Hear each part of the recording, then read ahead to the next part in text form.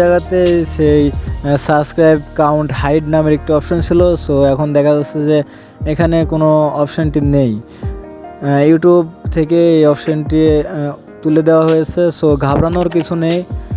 আসলে মেন কথা হচ্ছে ভিডিও সাবস্ক্রাইব হাইড করলে যে আমাদের সাবস্ক্রাইব বাড়বে কিংবা সাবস্ক্রাইব হাইড করলে যে মানুষ সাবস্ক্রাইব করবে তেমন কোনো সিস্টেম এখানে নাই। সো আমরা না ঘাবড়িয়ে মেন কথা হচ্ছে যে আমরা যে ভিডিওটি তৈরি করছি কিংবা যে টপিকের উপর ভিডিওটি আমরা তৈরি করব সেই ভিডিওটিতে যদি দম থাকে কিংবা ভিডিওটি যদি ভালো গুণগত মানের হয় তাহলে অবশ্যই সাবস্ক্রাইব হবে।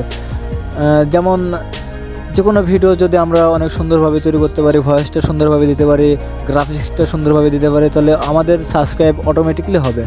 সো সাবস্ক্রাইব হাইড করলে যে সাবস্ক্রাইব বাড়বে কিংবা সাবস্ক্রাইব হাইড করলে যে মানুষ সাবস্ক্রাইব করবে, এটা একদম ভুল ধারণা। সো আমাদের মেন পয়েন্ট হচ্ছে আমাদের প্রথমে ভিডিওটি অনেক সুন্দরভাবে তৈরি করতে হবে, ভিডিও এডিটটা সুন্দরভাবে তৈরি করতে হবে এবং ভিডিওটিতে দম তাহলে দেখবে যে অটোমেটিকলি তোমাদের সাবস্ক্রাইবার বেড়ে যাবে।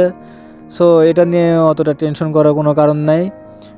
নেক্সট টাইমে আবার একটি নতুন ভিডিও নিয়ে তোমাদের সামনে আসবো। আজকে এ পর্যন্তই, সবাই ভালো থেকো।